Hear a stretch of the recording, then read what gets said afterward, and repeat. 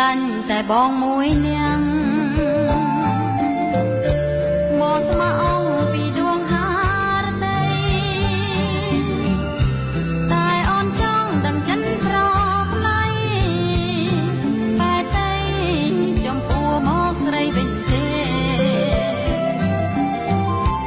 អូនស្រឡាញ់តែបងមួយនាង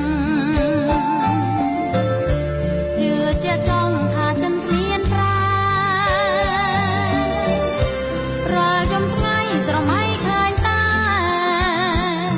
ប្រស្នាថាពុំមានពេលណាស្បាយតើដឹងចិនអូនឬនៅបានជាប្រពើធ្វើកូនតានៅស្ងៀមមិនស្ដីមិនឆ្លើយឲ្យអូនបានស្បើយទុំពី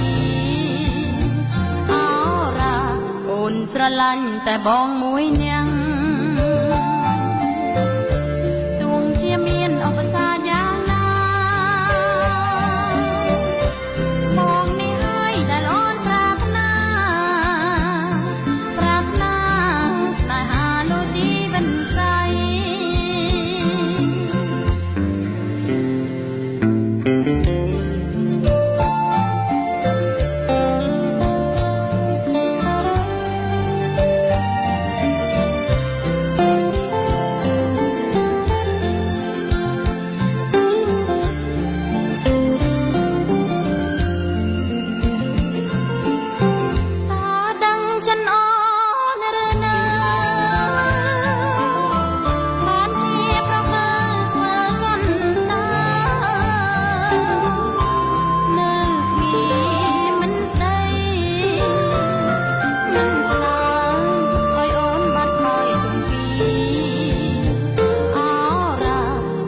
ស្រឡាញ់តែបងមួយនាងទោះជាមានឧបសគ្គយ៉ាងណា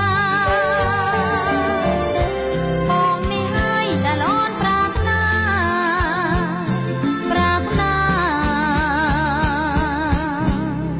ស្នេហាលោកជីវិតស្រី